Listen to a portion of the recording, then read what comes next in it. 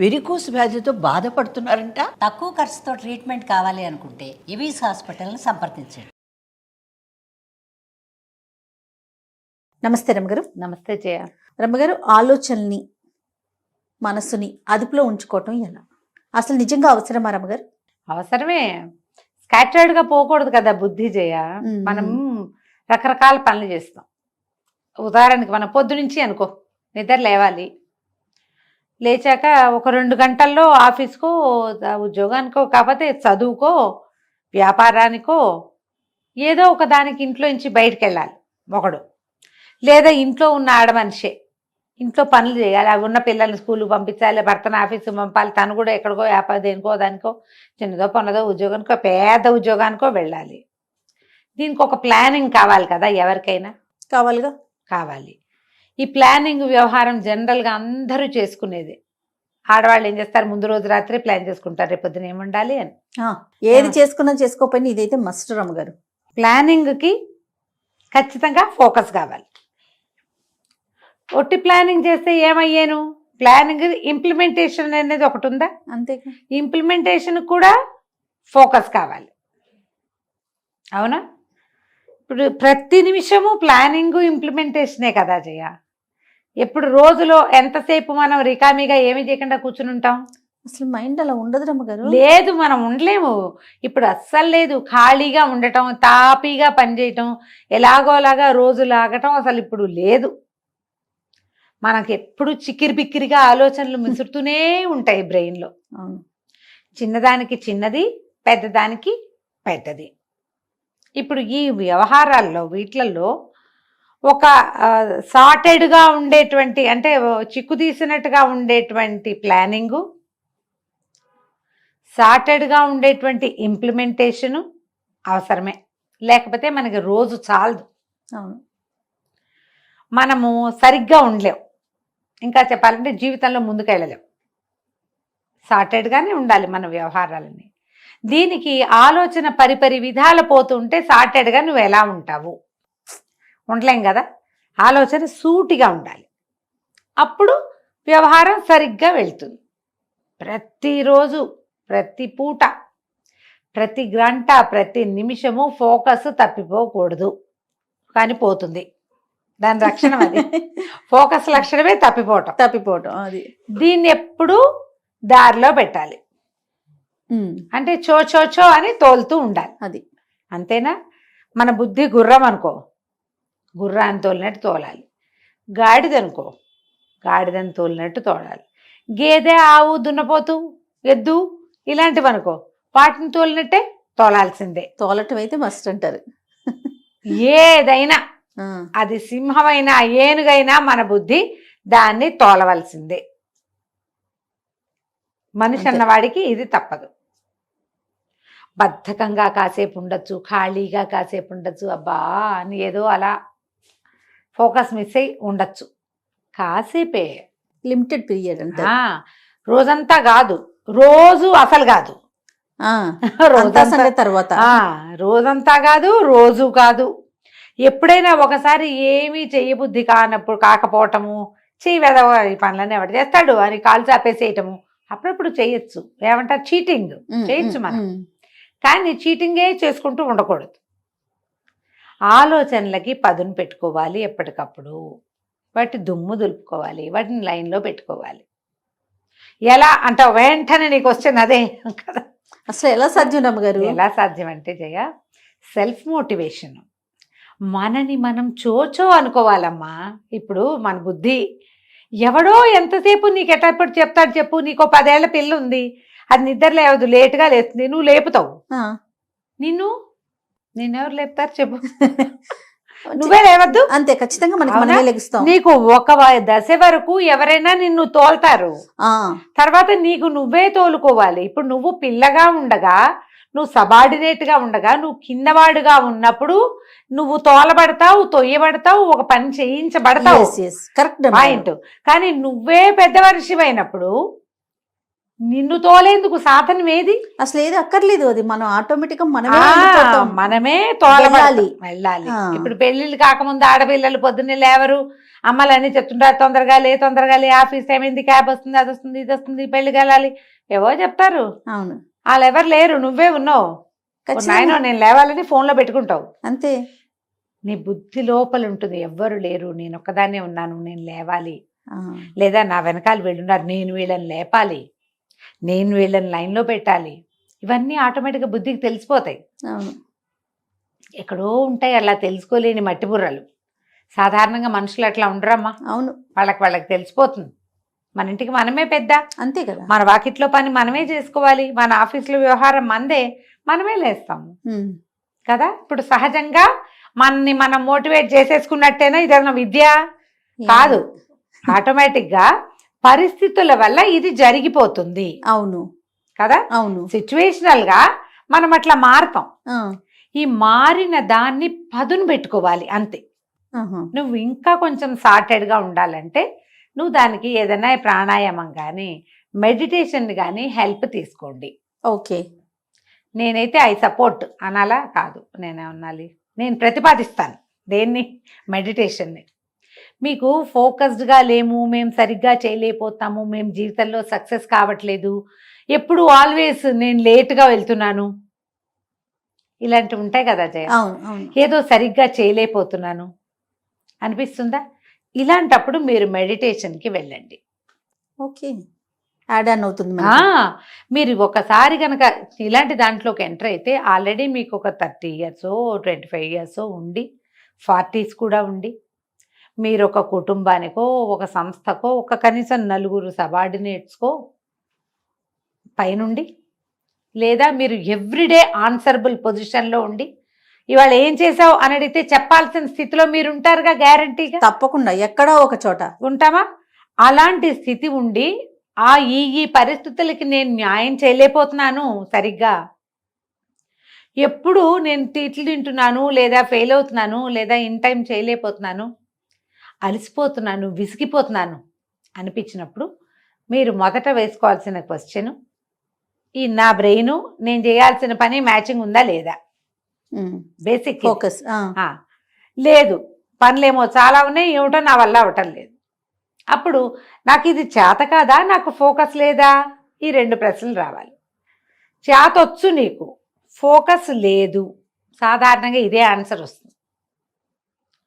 ఫోకస్ని పెంచుకోవటం ఎలా? మెడిటేషన్కి వెళ్ళండి. ఓకే, మీరు ఫోకస్డ్గా అవుతారు. ఆ మెడిటేషన్లో కూడా ఫోకసే అవసరం. దానికి ఏంటి, నియమబద్ధమైన ఒక పద్ధతి కావాలి. రోజు ఈ టైంకి మీరు మెడిటేషన్ కూర్చోవాలి. ఒక 10 నిమిషాలు, పావు గంట కళ్ళు మూసుకుని కూర్చుంటామా? అసలు ఫస్ట్ టైం మెడిటేషన్ చేసినప్పుడు చాలామందికి అనుభవం ఉంటుంది. నేను కూడా 10 రోజులు ఏమైనా చాలా హడావిడిగా ఉండి ఏం చేయను అనుకో, 11వ రోజున నా బుద్ధి కూడా కూర్చోదు. నేను 1 hour కూర్చోగలను కళ్ళు మూసుకుని ఏం చేయకుండా, ఆలోచించకుండా కూర్చోటం వచ్చు నాకు. ఏమీ ఆలోచించుకోకుండా గంట కూర్చుంటాను నేను. ఆ బ్రెయిన్ని బ్లాంక్ చేయడానికి ఎంత కాలం పట్టిందంటావు? ఎంతో కాలం, ఎంత సమయం, చాలా కష్టం. అలాగా మళ్ళీ గ్యాప్ వస్తూ ఉంటుంది మధ్య మధ్యలో. నేను పరిగెత్తుకొచ్చేయాలి, ఇంట్లో పనులు మనుషులు వచ్చేస్తారు, అడ్డ పనులు వస్తాయి, నేను ఇక్కడికి పరిగెత్తుకుంటూ రావాలి, అక్కడ కూర్చుంటే అవ్వదు. అట్లా 7-8 రోజులు లాగిచ్చేసాను అనుకో, మళ్ళీ నేను అరగంట కూడా కూర్చోలేను. గ్యాప్ వచ్చిందంటే కూర్చోలేము, కాసేపటికే లేచి వచ్చేస్తాం. అసలు అట్లా బ్లాంక్ గా ఎలా ఉంటుంది రమ్మగారు? వస్తుంది, ప్రాక్టీస్ అది. ఏం ఆలోచన రాదు, ఏం లేదు, ఒకటే ప్రశాంతత తప్పిస్తే రెండోది లేదు. దేవుణ్ణి స్మరించుకోవటం, మంత్రం అసలు ఏముండదు, ఏమీ లేవు, ఖాళీగా ఉంటాం. ఈ ఖాళీగా ఉండడానికి మీరు 1 నిమిషం ట్రై చేయండి, గంటలాగా అనిపిస్తుంది. అవునండి, కళ్ళు మూసుకుంటే నాకు గాబరా అయిపోయి అందరు పరిగెత్తేస్తున్నట్టు, ఏమిటో అయిపోతున్నట్టు, మనకే కాదు, నాకు కాదు, అందరికీ అలాగే అనిపిస్తుంది. మన చుట్టూతా ప్రపంచం అంతా పారిపోతున్నట్టు, మనమేమిటో ఇక్కడే బతుకుపోయినట్టు, అలాంటి భావాలు వస్తాయి, మొదట్లో వస్తాయి. మీరు ఇంతంతొద్దు, నేను గంట అని చెప్తున్నా మీకు. ఖాళీగా ఉంటే కూర్చుంటా గంట సేపు, మీరు అంతసేపు కూర్చోవద్దు, 10 నిమిషాలు కూర్చోండి చాలు. 10 నిమిషాల్లో మీకు 100 ఆలోచనలు వస్తాయి, ఏం పర్వాలా. 100 ఇంకెక్కువే వస్తాయి రమ్మగారు, ఏం పర్వాలా. ఆ, కదలకుండా కూర్చోండి కనీసం, లేవద్దు. ఓకే. స్లోగా మీ బ్రెయిన్ ఈ ఖాళీదనానికి అనుభవించడం నేర్చుకుంటుంది, చాలా స్లోగా. నేనేం చెప్పటం లేదు, ఏది చెప్పను, మంత్రం లేదు, తంత్రం లేదు, నథింగ్ డూయింగ్. పాతవి ఒక 3-4 మెడిటేషన్స్ చెప్పాయి. నేను ఒక ప్లాన్ తోటి ఇది నేర్చుకున్నాను జయ, చెప్తా. అది కూడా చాలా కాలమైంది చెప్పి, ఇప్పుడు మధ్య కాలంలో చెప్పాల. స్టార్టింగ్ లో మనం బి పాజిటివ్ చేశాను చూడు, అప్పుడు చెప్పా. ఓకే. ఇప్పుడు మళ్ళీ చెప్తాను అదే సంగతి. ఇప్పుడు ఇక్కడ కూర్చున్నాం, మీరు ఒక చోట కూర్చున్నారు, ఏదో ఫెయిల్ అవుతాం, సరిగ్గా లేము అలా అనిపిస్తుంది. కళ్ళు మూసుకోండి ఒకసారి. నేను మాట్లాడుతున్నప్పుడే మీరు కళ్ళు మూసుకొని ఆలోచన. నువ్వు కళ్ళు మూసుకో మొదట, నేను చెప్తాను విషయం. ఈ చిన్నప్పుడు నీకు ఒక 6-7 సంవత్సరాలు ఉన్నప్పుడు నువ్వు స్కూల్కి వెళ్ళే రోజులు గుర్తున్నాయా నీకు? ఉన్నాయి కదా. ఒకరోజు స్కూల్కి వెళ్తున్నప్పటి నువ్వు ఏమేం చేసి ఉంటావో, వన్ డే ఏదైనా పర్టికులర్గా నీకు ఇంట్రెస్టింగ్గా ఉన్నదో, నీకు గుర్తున్నదో ఒకటి గుర్తు చేసుకుని నీతో నువ్వు నడవటం మొదలుపెట్టు చాలు. నువ్వు వెళ్ళు స్కూల్లోకి, ఎవరో కనపడ్డారు వాళ్ళతో మాట్లాడతావు, ఏదో నచ్చింది స్కూల్లో క్లాస్లో ఏదో అయింది, నీవు ఫస్ట్ ర్యాంక్ వచ్చింది, లేదా నీకే మార్కులు బాగా వచ్చినాయి, నిన్ను వెరీ గుడ్ అంది టీచర్. ఒక సంతోషకరమైన ఒక సిచ్యువేషన్, ఓ 10 నిమిషాలు పడుతుంది తాపీగా ఆలోచించడానికి, మెమరీ మళ్ళీ రీకలెక్ట్ చేసుకోవడానికి. అట్లా ముందుకెళ్ళి ఆ సంతోషాన్ని అనుభవించి కళ్ళు తెరు, అంతే.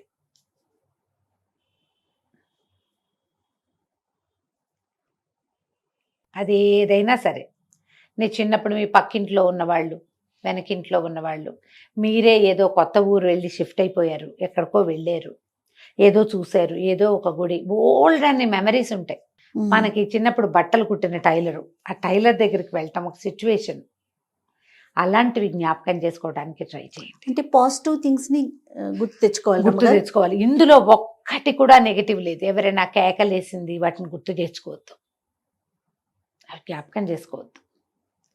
పరమ సంతోషకరమైంది. నేను నా ఫేవరెట్ థింగ్స్ కొన్ని నేను వియర్డ్గా ఉంటాయి, నీకు చెప్తూనే ఉంటాను, నీకు నవ్వొస్తుంది. నాకు బొంతలు కుట్టడం చాలా ఇష్టం జయ, నీకు ఎంత నవ్వొస్తుంది. క్విల్టింగ్ అంటారు, ఎక్కడా విని ఉంటావు నువ్వు కదా. మా అక్క ఇప్పటికంటే ఏముంది, ఖాళీగా ఉంటే ఏదో ఒకటి కుట్టుకుంటావు. నాకు జాకెట్లు, బ్లౌజులు కుట్టడము, డ్రెస్సులు కుట్టడము ఓకే రమ్మ గారు కాదు, నాకు పిచ్చిగా ఇష్టంగా ఉండే పని. అసలు అది కుట్టడమే, దాన్ని సెట్ చేయటము, దాన్ని కరెక్ట్గా కుట్టడం, దాన్ని ఒక వస్తువుగా చేయటం ఫేవరెట్ థింగ్స్ లో అదొకటి నాకు. జనరల్ గా పాత చీరలు, మెత్తటి పంచెలు ఇవన్నీ కలిపి బొంతలు కుడతారు, అంతే. అది ఇష్టం రమ్మ గారు మీకు? కొంతమందికి అచ్చంగాయలు ఆడడం ఇష్టం ఉండదు, మామూలు గుంటలు ఆడడం ఇష్టం ఉండదా? ఉంటుంది. నిజంగా ఫేవరెట్ థింగ్స్ కొన్ని ఉంటాయి జయ. నాకు ఉంటే నేను ఉండటం తప్పనట్లేదు, కానీ ఇంత విచిత్రమైంది ఉండటం నాకు విచిత్రం కాదు, విచిత్రం అని అనడానికి దాన్ని వీల్లేదు అసలు.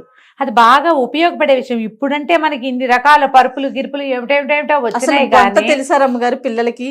తెలీదు. బొంత తెలీదు రమ్మ గారు? తెలీదు.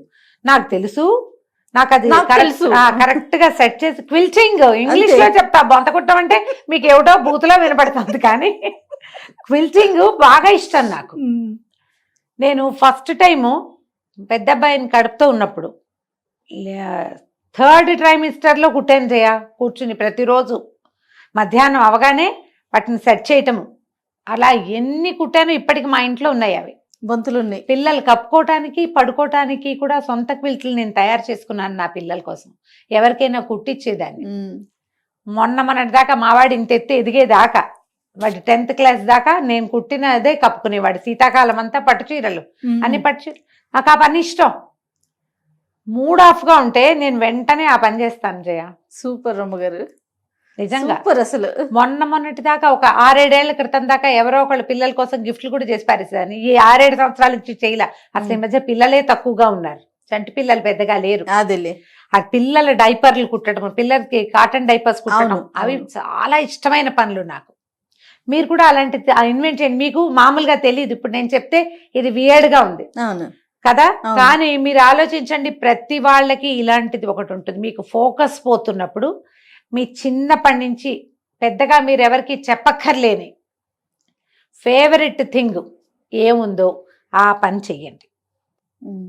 నేను గనక అది గుర్తు చేసుకుంటే దాంట్లోకి వెళ్తాను జయ, హ్యాపీయా, అసలు మామూలు సంతోషం కాదు. నేను కూర్చున్నది కూడా గుర్తుంది నాకు. నేను ఎందుకంటే జ్ఞాపకం చేసుకుంటా. బాగా సంతోష పెట్టిన విషయాలు ఉంటాయి మనకి జీవితంలో. ఇది నేను ఎందుకు చెప్పాను ఇంత ప్రత్యేకంగా? అవునవును. దాదాపుగా 27-28 సంవత్సరాల క్రితం నేను ఎలా కూర్చున్నాను పెద్ద పొట్టతో, అదే గుర్తు.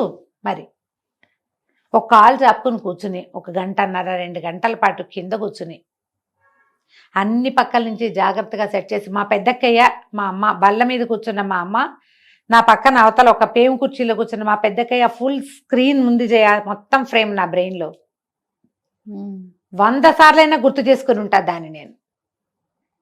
100 సార్లు కనీసం, ఇప్పటికి ఇంకా ఎక్కువే. ఒక చంటి పిల్లాడు చిన్నవాడు, వాడికి పక్కన నిలబడి నీళ్లు పోసి తీను, అది కూడా నాకు గుర్తుంది. నాకు 5-6 ఏళ్ల వయసు అప్పుడు మా 4వ కొడుకు పుట్టాడు. చిన్న చెంబుతో నేను ఫస్ట్ టైం వాడికి నీళ్లు పోసింది అసలు ఎప్పటికీ బ్రెయిన్లో నుంచి పోదు అది నాకు. ఎంత పెద్దవాడు అయిపోయాడు, వాడికి కూడా పెద్ద పెద్ద పిల్లలు ఉన్నారు. అవునవును, కొన్ని ఇన్సిడెంట్స్ కదా అట్లా. ఎంతమంది పిల్లలకి నీళ్లు పోసానో, నాకు దుఃఖము కష్టము వస్తే నేను అలా పాతవి తలుచుకుంటాను. ఫోకస్ పోతోందంటే అనిపిస్తే, మీరు ఈ మెడిటేషన్లో నేను వీటితోటే మెల్లిగా బ్రెయిన్ని ఖాళీ చేయటం నేర్చుకున్నాను జయ. బై ప్రాక్టీసే. ఆ ఒక్క సీన్ తప్పిస్తే ఇంకేం ఉండదు బ్రెయిన్లో. అదేదో నడుస్తుంది, దాన్ని చూస్తూ ఉంటా. క్రమంగా అది ఫేడ్ అయిపోతుంది, నేను కళ్ళు మూసుకుని ఉంటాను, అది వెళ్ళిపోతుంది. కాసేపే మనం దాని వెనకాల వెళ్తాం. మొదట్లో మనం దాని వెనకాలే నడుస్తాం. నేను ఎందుకు చెప్తున్నాను, పాయింట్ మీకు అర్థం అవడం కోసం. మనం మొదట ఆ సీన్ టు సీన్ మొత్తం చూస్తాం. మీకు చాలా ఇష్టమైంది అనుకో ఆ సంఘటన, 4 సార్లు 5 సార్లు తర్వాత అది మొత్తం దాంతో మీరు వెళ్ళరు. నేను బెట్ చేసి చెప్పగలను ఆ విషయం, నా అనుభవం ఇది. మనం దాంతో వెళ్ళాం, స్టార్ట్ చేస్తాం అది చూడడం. 1 నిమిషం అయ్యాక అది ఆగిపోతుంది అక్కడే, మన బ్రెయిన్ బ్లాంక్ గా అవుతుంది. అవ్వాలి అప్పుడు అది ఫోకస్డ్ గా, అది ఫోకస్ కోసం ట్రై చేయటం ఆటోమేటిక్ గా ఆగకుండా మళ్ళీ ఇంకొక విషయం మీదకి వెళ్ళింది అనుకోండి, వెళ్ళనివ్వకూడదు. అందుకని మనం ఒక్క సీనే తీసుకోవాలి. అవును, పాత స్నేహితులను తలుచుకోవడం, మీకు విసుగ్గా ఉన్నా భయంగా ఉన్నా దీన్ని వాడుకోవచ్చు. నాకు మీరు బొంత కుట్టడం అనే విషయం నవ్వొచ్చిన విషయం అయితే, కానీ అది ఎంత రిలాక్సేషన్ కదా. అవును, ఆ రోజున మీరు ఎలా కూర్చున్నారో కూడా మీరు గుర్తు చేసుకుంటున్నారంటే అది ఎంత బ్రెయిన్ లో ఉండిపోయింది. బహుశా అమ్మ ఉండటం వల్ల. అమ్మ మా పెద్దక్కయ్య గారి ఇల్లు మొత్తం పేం కుర్చీలు, ఆ కుర్చీల్లో వేసిన కుషన్స్ తో సహా కనపడతాయి. అక్కయ్య కూర్చోటము, ఒక పెద్ద ఇనప కత్తెర, ఇంత పెద్ద కత్తెర. మా అక్కయ్యకి అప్పటికే బ్యాక్ పెయిన్, గట్టిగా టకటక కత్తిరిచ్చేది కాదు. ఎక్కువసేపు కత్తెర హ్యాండిల్ చేస్తే బ్యాక్ పెయిన్ వచ్చేది. అందుకని కత్తెరలు హ్యాండిల్ చేసేవాళ్ళం మేమే. అక్కయ్య గీస్తే మేము కత్తిరిచ్చేసేవాళ్ళం. ఇప్పుడు కూడా మా పెద్దక్కయ్య కట్ చేయలేదు పెద్దగా. తేలికపాటి కత్తెర ఒకటి ఉండేది, పసుపచ్చ పీడున్నది, అది కూడా గుర్తుందా. మా వాడు ఎక్కడో అక్కయ్య గారు అబ్బాయి ఢిల్లీ నుంచి తెచ్చాడు. దాన్ని అక్కయ్య వాడుకునేది, మేము ఈ పెద్ద కత్తెరే వాడేవాళ్ళం. అక్క కట్ చేయాల్సిన పని లేకుండా. నాకు సున్నితమైన పని బాగా రాదు జయ, నా తరహా అది. నైస్ పని కాదు నాది, బలమైన పని. ఇవి తెలివిగా బలంగా చేసే పనులు, ఈ బొంతలు కుట్టడం లాంటివి. ఎంత అది దానికి ఎంత చక్కగా అమర్చాలి వాటిని అన్నిటినీ అవి అమెరికా కంటే సాదావే. అప్పుడు మేము కుట్టినవి ఎక్కడికక్కడ టాకా వేసి దాన్ని కదలకుండా ఉంచాలి. 6-8 కలపాలి కదా పొరల్ని ఒకేసారి టాకా వేయటం. అవును, ఒకేసారి టాకా వేయటం, టాకాని ఇట్లా మూడేయటం. అవి ఇవన్నీ ప్లాన్డ్ గా చేసే పనులే కదా. అలాంటివి వచ్చేవి నాకు. చిన్న చిన్న ఎంబ్రాయిడరీ, నీట్ కాదు ఎంబ్రాయిడరీ వచ్చు, కానీ మా పెద్దక్కయ్య వాళ్ళు కొంచెం పని, నీట్ పని చాలా, అంటే ప్రొఫెషనల్ కుట్లు వాళ్ళవి. మంది అంత కాదు, బొంత కుట్టని ఎక్కిరిచ్చేవాళ్ళు, కరెక్ట్గా అదే పని అనమాట. మీరు ఆలోచించండి. ఇప్పుడు నేను ఇంత మాటలు ఎందుకు చెప్తున్నానంటే, ఈ రోజున మనకున్న ప్రెషర్స్ కానీ, మన మనసు పరిపరి విధాలుగా పోతూ ఏం చేయాలో తెలియని స్థితి మనకి ఎక్కువగా ఉంది. ఎందుకంటే మనకి మనుషులు లేరు. ఇంత సమూహం ఉన్నా మనం వాళ్ళతో షేర్ చేసుకోలేకపోతున్నాం. ఎందుకంటే మనం జడ్జి చేయబడతామన్న భయం ఒకటి ఉంటుంది మనకి, చిన్నబుచ్చుకోవాల్సి వస్తుంది. అప్పుడు మనతోటి మనమే కదా మాట్లాడుకోవాలి, మనని మనమే సరి చేసుకోవాలి కదా. దానికి ఇవి మార్గాలుగా ఉంటాయి. ఇది నా సొంత ఐడియా జయ, నా ఓన్ ప్లానింగే. బ్రెయిన్ ఖాళీ చేయటం నేను నేర్చుకున్నాను అట్లా. ఎంత అద్భుతమైన ఐడియా రమ్మగారు. బాధలు కష్టాలు ఎవరికి ఉండవు జయ, అందరికీ అన్నీ ఉంటాయి కదా. ఇప్పుడు నేను పెద్ద కుటుంబంలో ఉన్నా, మీది చిన్న కుటుంబం అయినా ఎక్కడైనా తప్పవు కదా బాధలు, ఇబ్బందులు, చికాకులు, ఏం చేయాలో తెలియని స్థితి.